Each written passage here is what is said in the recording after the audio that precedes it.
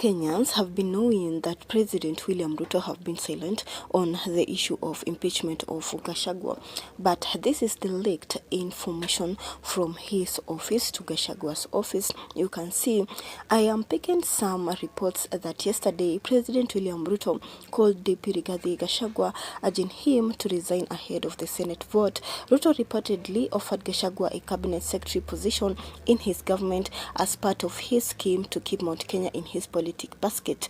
Also, a group of pastors visited Ruto requesting him for reconciliation with Gachagua. However, Ruto told them that he would reach out of prayers once the impeachment saga has concluded if Gachagua won't resign.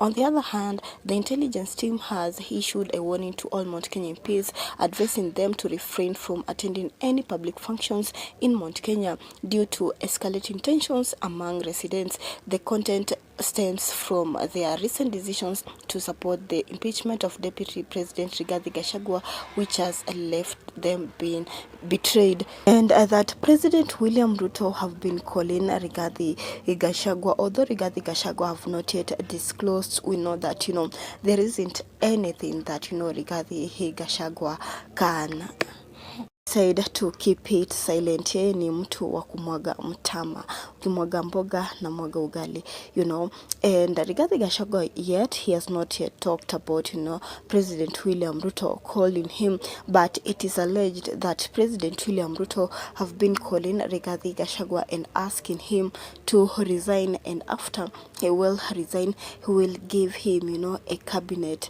job, and that it is so disgusting.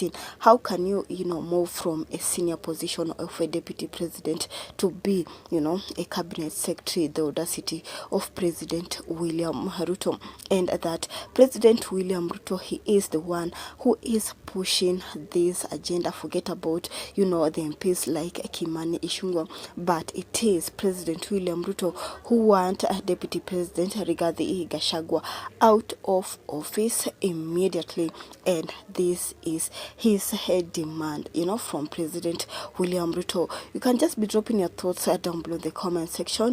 President William Ruto telling Rigiji to resign immediately, and he will give him another job. And this pressure, it is alleged that it is coming from the CS of Interior, that is Kithure Kindiki, who is alleged that he is or he will be the successor of Deputy President Rigathi Gachagua. And you can see Mount Kenya MPs have been warned not to go to their grounds because the ground right now it is hostile.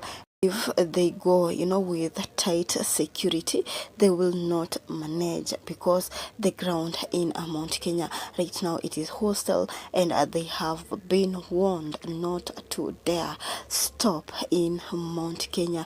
This is coming after the governor of Nakuru, Susan Kihika, was heckled badly after, she started reading President William Ruto's speech, and they don't want to hear that name Ruto.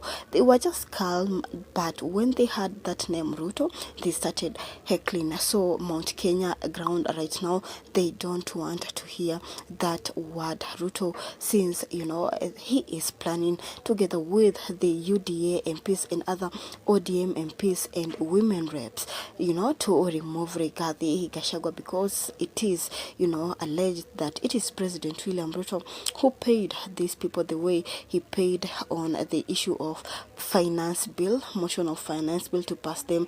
It is the same way President William Ruto paid MPs to pass this impeachment of Gachagua. And so many people have condemned MPs to be so cheap, and considering themselves and not the issue of Kenyans. And right now no one trusts any MPs, because they are just focusing on getting money or being bribed. What are your thoughts? Feel free to share them down below in the comment section.